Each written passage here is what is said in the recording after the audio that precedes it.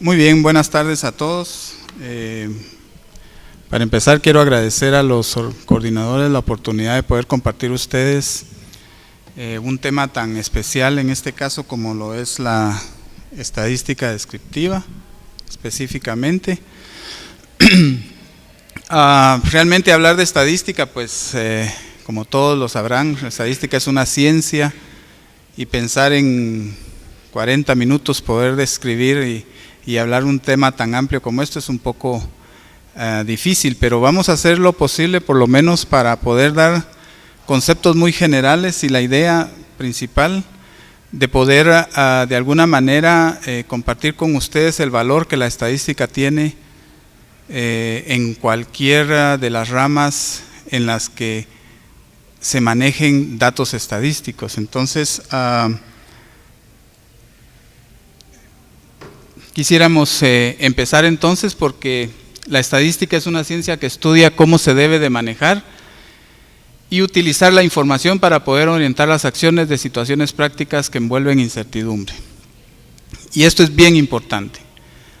El manejo y la utilización verdaderamente de la información es uno de sus grandes fundamentos de la estadística.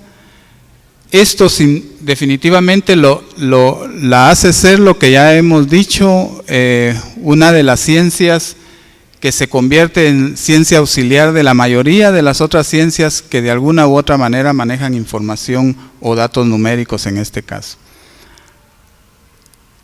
Tal vez un concepto interesante sería la bioestadística, que es una de las ramas realmente o una de las especialidades dentro de la estadística, que no es más que la aplicación verdaderamente del análisis estadístico a todos los estudios o a todos los conceptos dentro de las ciencias biológicas. Es en esta rama de la biología donde la estadística ha encontrado un amplio campo para desarrollarse como tal. En definitiva, las funciones básicas entonces de la estadística serían, y esto es bien importante porque es básicamente sobre lo que vamos a estar tratando de compartir con ustedes esta tarde, y es la recolección, presentación, análisis e interpretación de datos numéricos.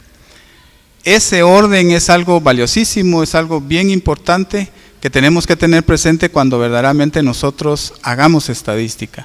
La otra parte es que verdaderamente entre sus funciones pues pretende explicar las condiciones regulares o irregulares de algún fenómeno o estudio específicamente. Y la intención de esto es poder orientar de la mejor manera verdaderamente la toma de decisiones en relación al fenómeno que nos toque que estudiar o estemos dilucidando en determinado momento. Con estas funciones de la estadística, pues tenemos que reflexionar entonces que la estadística no es solamente cuadros, no es solamente gráficas, no es solamente presentaciones bonitas. Esto es bien importante porque muchas veces creemos que el hecho de presentarnos una gráfica, el hecho de presentarnos un cuadro, puede haber mucha gente que se ponga a hablar verdaderamente de estadística, ¿verdad? Y no es realmente así. Entonces tenemos que tener cuidado y entender el significado de la estadística para que nosotros podamos verdaderamente manejar y establecer verdaderamente cuando se está hablando de información de este tipo. Muy bien, para los fines de este curso pues vamos a hablar de lo que es estadística descriptiva y estadística analítica. En este caso vamos a hablar más con mayor énfasis en lo que es la estadística descriptiva. Y quisiera referirme a la medición más simple, más pequeña que la estadística usa, como es las frecuencias, ¿verdad? Y se refiere a todo el número o la cantidad de repeticiones que determinado fenómeno puede tener en un determinado momento. En este caso, pues hablar de número de enfermos, hablar de número de muertos, hablar de número de controles, etcétera, etcétera. Y esto es bien importante, porque ya lo decíamos, la estadística tiene como principio verdaderamente poder recolectar, poder presentar, poder analizar la información y poder presentar propuestas de solución en determinado momento. Muchas veces creemos que con presentar cuadros de esta manera, sin ninguna base de análisis e interpretación, es muy difícil verdaderamente que nosotros podamos encontrarle sentido a lo que hacemos en este caso. Por eso hay que tener cuidado verdaderamente de lo que nos tratan de vender verdaderamente como estadística, porque lo pueden poner muy bonito a través de gráficas, a través de colores, pero sin embargo no dar el mensaje que verdaderamente debería de tener o que la estadística pretende realmente dar. Muchas veces se manejan cuadros de este tipo que lo que menos tienen es la posibilidad o la capacidad verdaderamente de poder hacer análisis dentro de él mismo, ¿verdad? Alguien podría decir aquí, mire, doctor, usted en determinado momento me ha dicho que yo me voy a morir. Sí, bien, yo se lo dije, cuando presenté aquel cuadro aparecía por ahí un 40% que decía que usted, de posibilidades que usted iba a fallecer, ¿verdad? Pero lo presentan en cuadros como este, en donde verdaderamente nadie puede hacer o interpretar lo que realmente se está queriendo verdaderamente enseñar. Hay que tener mucho cuidado porque la estadística también puede ser utilizada de una forma equivocada o malintencionada, tratando de dar un mensaje equivocado en este caso. Muchas veces se utilizan cuadros con estas características para que la gente solo diga sí y no entienda verdaderamente lo que se le está tratando de plantear. Vamos entonces dentro de la estadística descriptiva a hablar de dos métodos numéricos que son los más usados por la estadística descriptiva, como lo es las medidas de tendencia central. Estas básicamente indican dónde está situado determinado valor. Nos ubican dentro de una distribución de datos o de una distribución de frecuencias donde queda determinado valor establecido. Y básicamente, como lo dice su nombre, al centro de toda esa distribución que estamos hablando. Para ello vamos a tocar la media, la mediana y la moda. Vamos a dar un pequeño repaso de lo que esto significa. Para la media, pues es la medida que más es la medida más común dentro de las medidas de tendencia central.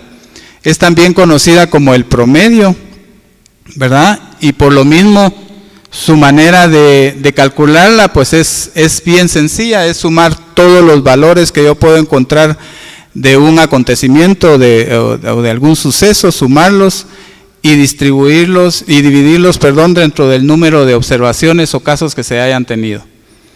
Exactamente saca el promedio de toda esa distribución. Dentro de las ventajas que la media como medida de tendencia central tiene, pues definitivamente ya lo vimos, es bien fácil de calcular, es la más estable sobre todo si el número de observaciones que tenemos es bastante amplio, pero también tenemos como desventaja el hecho de que sus valores extremos no afectan en determinado momento la media, ¿verdad? Entonces, porque casi no toma en cuenta los valores extremos, tanto superior como inferior en este caso. Aquí tenemos un ejemplo, y uno de los ejemplos pues muy usados son el uso de punteos, en este caso punteos de exámenes, podríamos decirlo. Es sencillo cómo sacar la media en este caso de estos 11 estudiantes y sus respectivos punteos, pues como ya decíamos, es hacer una sumatoria de todas las frecuencias en este caso, que nos dan 902 puntos. Todo esto se divide dentro de las 11 observaciones o los 11 casos que entraron dentro de esta muestra, dándonos un promedio del 82%. ¿Qué significa esto? Significa que entonces Si yo quisiera hacer un análisis de este caso muy independientemente de estos 44 puntos que este estudiante obtuvo, si lo hago aisladamente, sin hacer este tipo de análisis, pues casi no tiene ninguna relevancia verdaderamente ese dato, pues porque decís 44 puntos, pero comparado contra qué. Pero si yo en determinado momento sé que la media de este grupo de estudiantes que estoy analizando es de 82, entonces sí ya tiene relevancia verdaderamente ese 42. Yo ya puedo entonces hacer la connotación de que este estudiante anda completamente alejado del promedio o de la media de todos los estudiantes que entraron en este estudio. Luego, pues, la otra medida de tendencia central muy usada es la mediana. Es el punto a la mitad exacta de todos los valores puestos de manera ordenada. El 50% se puede interpretar como el 50% percentil entonces. ¿Cómo se calcula? Pues definitivamente lo que ya mencionamos, se ordenan los datos y se encuentra el valor que exactamente divide a la muestra en dos partes exactas. Como ejemplo, dentro de sus ventajas, pues tenemos que no es afectada realmente por los valores extremos en este caso. Es fácil de interpretar también. Dentro de sus desventajas, pues se debe primero de ordenar todos los datos. Esto es bien importante porque en muestras extremadamente grandes, ordenar una buena cantidad de datos, pues va a requerir tener una característica especial para eso, pero una de las grandes virtudes hoy día es que ya hay programas informáticos ya específicos que pueden hacer verdaderamente toda esta tarea. ¿Cómo se calcula entonces la mediana en este caso? Pues como decíamos, todos los valores son ordenados de mayor a menor. Se encuentra el valor, en el caso de datos impares, se encuentra el valor que exactamente divide la proporción de las frecuencias en partes iguales. En este caso, como es impar, no es difícil encontrar que el 84 es el punteo al cual vamos a considerar la mediana en este caso. Para aquellos casos en donde las muestras son impares, pues se busca básicamente los valores en que dividen las muestras y los dos son el número de ellas más 1 dividido 2, automáticamente nos da la mediana que en este caso correspondería al 82.5 que cae exactamente entre esos dos valores.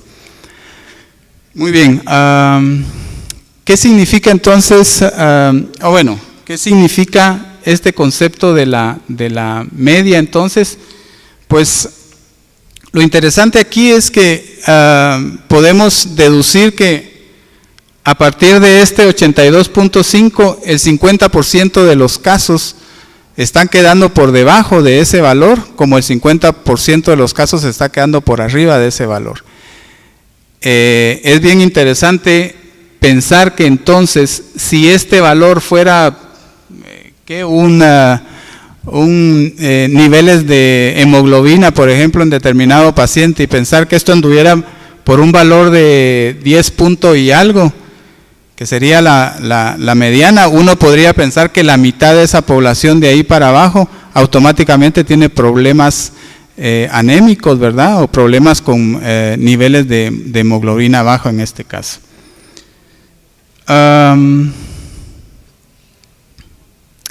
La otra medida de tendencia central realmente es la moda.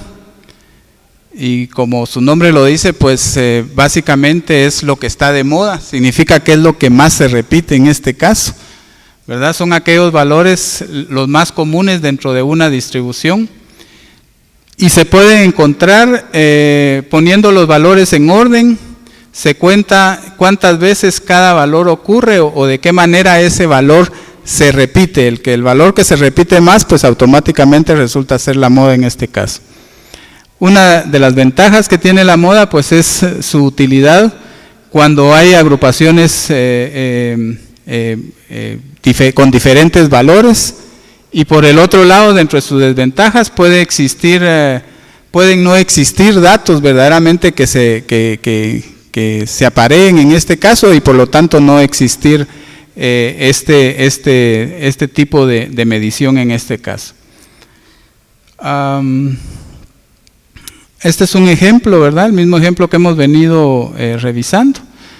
¿Cómo se hace? Pues ordenar sus valores, identificar cuál es el valor, el que más se repite o el valor que más ocurre. En este caso, pues la moda sería realmente de 100. Pareciera que la mayoría de estos estudiantes pues tienden a tener punteos de 100 puntos en este caso, ¿verdad? Esto lo puse porque es interesante ver que muchas veces no seamos muy buenos nosotros para el manejo de fórmulas o para el cálculo de este tipo de hacer este tipo de estudios y aplicar este tipo de pruebas. Hoy tan simple como lo es el cuadro, los gráficos que Excel, en él se pueden manejar a través de trabajar la opción de funciones. Podemos encontrar cómo podemos automáticamente sacar el promedio, que sería en este caso la media, la mediana, la moda, etcétera, etcétera. Esa es una de las grandes ventajas que tenemos. Por lo tanto, no es tanto de preocuparse si tengo o no la habilidad, o si voy a poder entender las fórmulas para poder generar este tipo de pruebas y hacer el tipo de análisis que se requiere. Muy bien.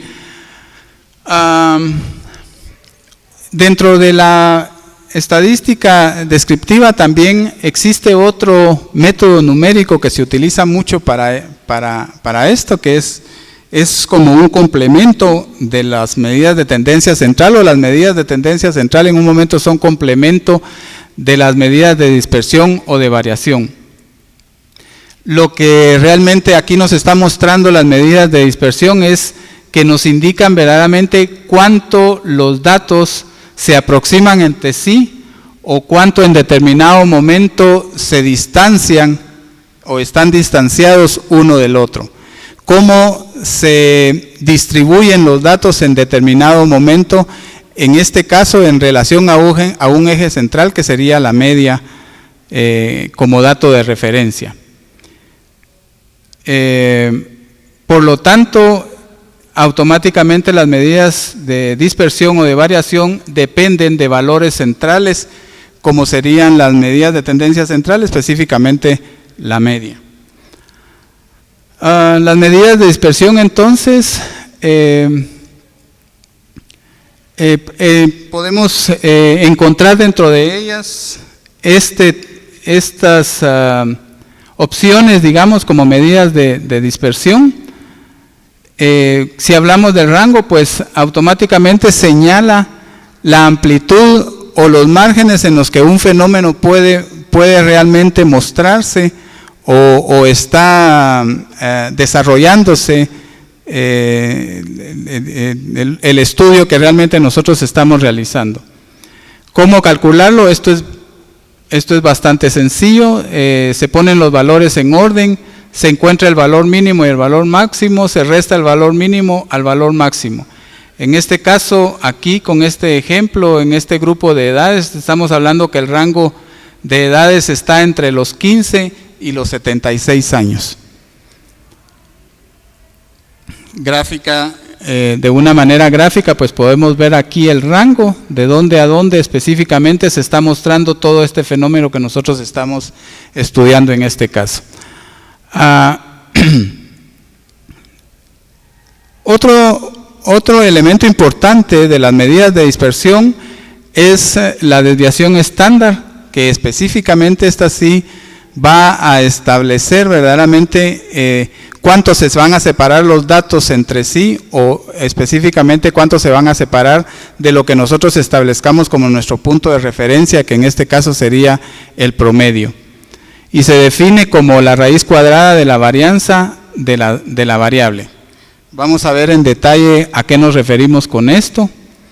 ¿Cómo se define entonces o se obtiene la desviación estándar? Pues calculando la media de la distribución, a cada frecuencia o valor se le resta la media y se eleva al cuadrado y se calcula luego la nueva media de estas diferencias, al resultado se le saca la raíz cuadrada. Un poquito complicado, ¿verdad? Pero ya vieron que esto solo es de poner datos en Excel, saber manejar las fórmulas y automáticamente la máquina es capaz de hacernos esto.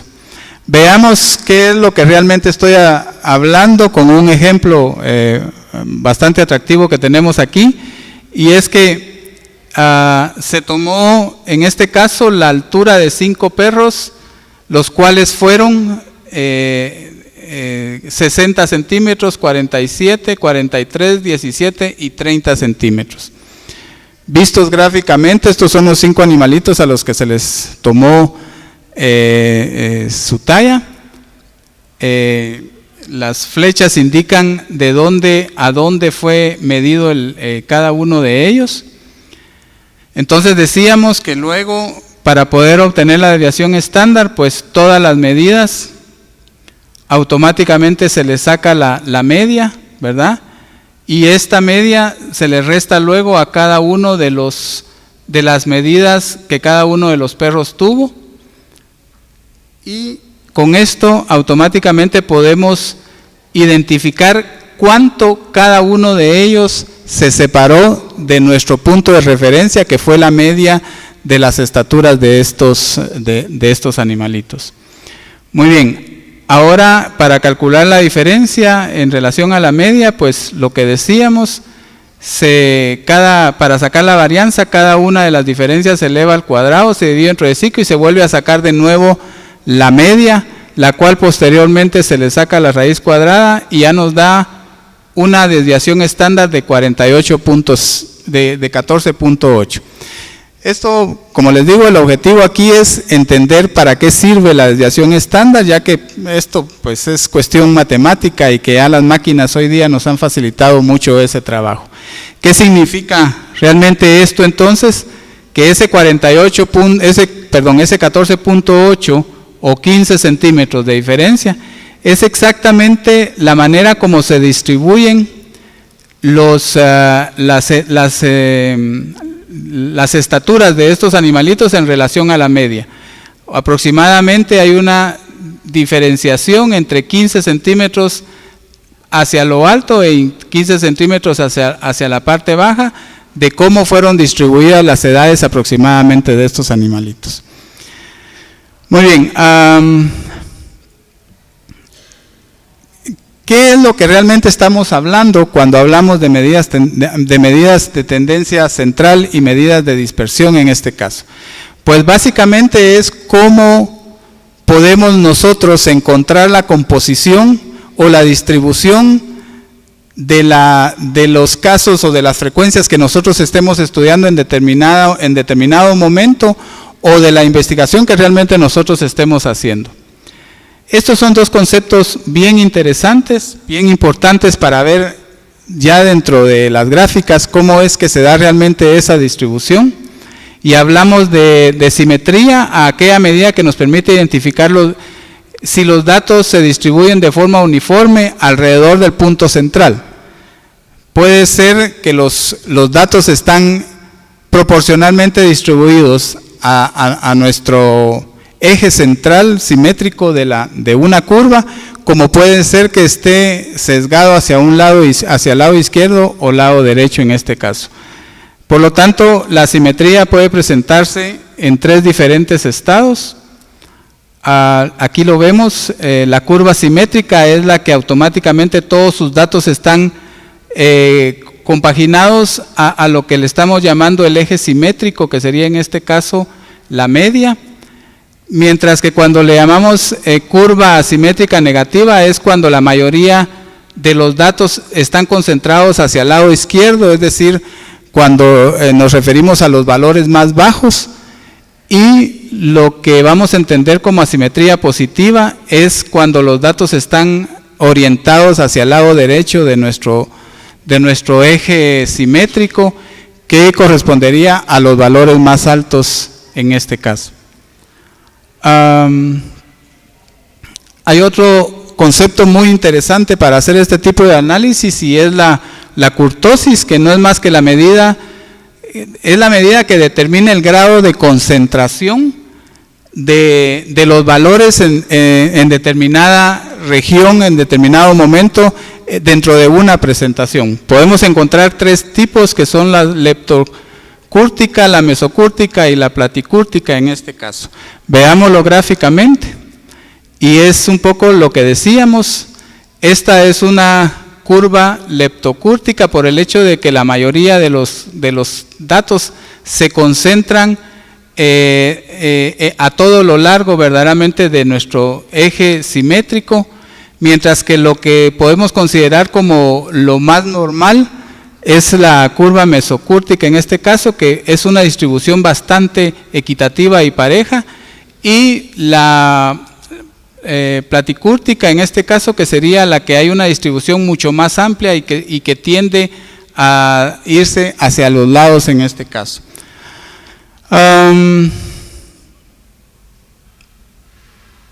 Esta es la manera como ya podemos nosotros empezar a hacer análisis desde el punto de vista de la presentación en una curva de los datos. Esta es una distribución de casos gráficamente, y podemos ver una curva con una orientación bastante simétrica en relación a la distribución central. De igual manera, estos son algunos ejemplos, digamos, de accidentes de tránsito por día en determinada región, cómo se presentaron los accidentes, el tipo de presentación simétrica o asimétrica que estos datos presentaron.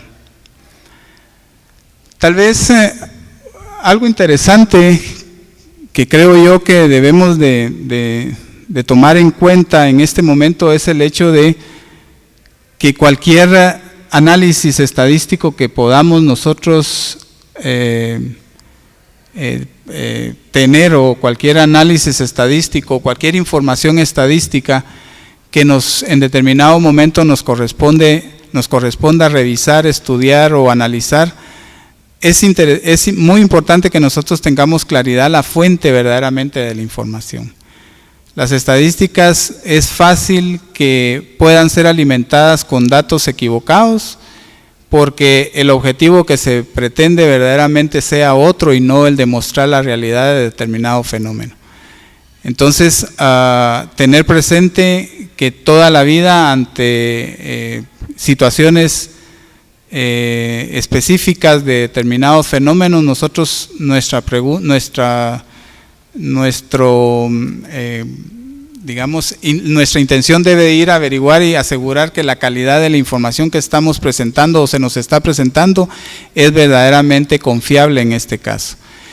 Y una condición que verdaderamente muestra ese aspecto es el hecho de tener la seguridad si el sistema de registro, el sistema de captura de la información es lo suficientemente confiable como para que los datos que verdaderamente está registrando tengan también esa cualidad en este caso. Porque si no, por mucho que nosotros tengamos la habilidad para manejar estadísticas, por mucho que nosotros tengamos la habilidad para presentar información estadística, esa información no va a tener la calidad que verdaderamente esperaríamos, ¿verdad? Y mucho menos que cumpla el gran objetivo que decíamos al principio, como lo es el proveer de datos y el de orientar las acciones para la mejor toma de decisiones en determinadas circunstancias.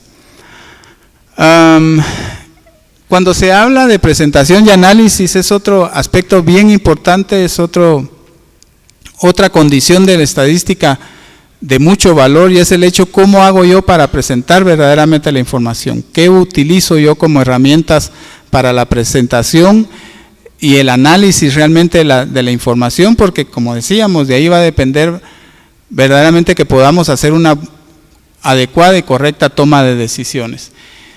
Y entonces aquí nosotros de manera rápida pues estamos presentando un poco la relación entre lo que es proporción y tasas. Estamos hablando ya de algo tan importante como son los indicadores en este caso. Este es un pequeño ejemplo sencillo de cómo podemos darnos cuenta que si no tenemos la habilidad de poder hacer un análisis preciso de la información y de saber cómo hacer análisis de la información, podemos verdaderamente tomar decisiones equivocadas. Esto nos estamos refiriendo a una región en donde esta región automáticamente pues tiene es una región distribuida en 5 distritos con sus diferentes poblaciones, cada uno de ellos, que hacen un total de 110.500 personas. En esta población pues hubo un momento en el que se presentó determinada enfermedad que afectó automáticamente a toda la región y a todos los distritos, presentando este número de casos por cada uno de los distritos. Si nosotros nos fuéramos a encontrar más o menos la distribución proporcional de este problema de salud en relación a la población de toda la región, nosotros podríamos obtener datos como estos, ¿verdad? Y decir proporcionalmente, pues aquí hay un 13% de los casos se presentó en el distrito A, el 18% en el distrito B, el 27% en el distrito C y así sucesivamente. Cualquiera que hace este tipo de análisis podría decir, bueno, si aquí tenemos que hacer algún tipo de intervención, pues automáticamente es evidente que el distrito D sería nuestro distrito de intervención. Ojo con esto, porque lo que hicimos fue hacer una proporción, una distribución proporcional verdaderamente de los datos en relación a toda la población de esta región. Pero sin embargo, si nosotros pensamos en sacar un indicador como sería la tasa de la cantidad de enfermos por cada 100 habitantes, la situación cambia completamente. Esto significa que en el distrito A, por cada 100 enfermos, cada 100 personas, se enfermó una persona. Pero sin embargo, vean el distrito E, aproximadamente por cada 100 hay 20 personas enfermas. Traemos esto como un ejemplo muy simple, pero que es bien interesante, bien importante que nosotros podamos darnos cuenta de que no es de presentar datos sin verdaderamente tener la capacidad, la habilidad de poder en determinado momento hacer el análisis que debe de llevar este aspecto o esta situación para verdaderamente dilucidar la mejor manera de presentar la información. Recuérdense que si de esto depende ahorita el tomar decisiones, pues definitivamente quien nos da la mejor información en este caso sería este indicador de tasas manejado de esta manera. Por cuestiones del tiempo, pues que eso es un poco de una manera práctica, sencilla, lo que queríamos platicar respecto a lo que son estadísticas descriptivas en este momento. Solo como les decía, teniendo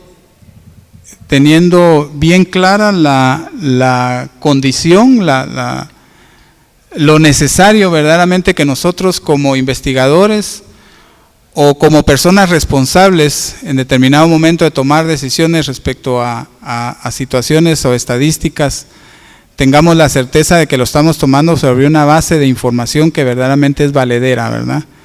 Y que no vayan a ser datos que no tienen el grado de confiabilidad que requiere el aspecto que estemos estudiando y que por lo tanto las decisiones que se tomen sean las equivocadas en este caso.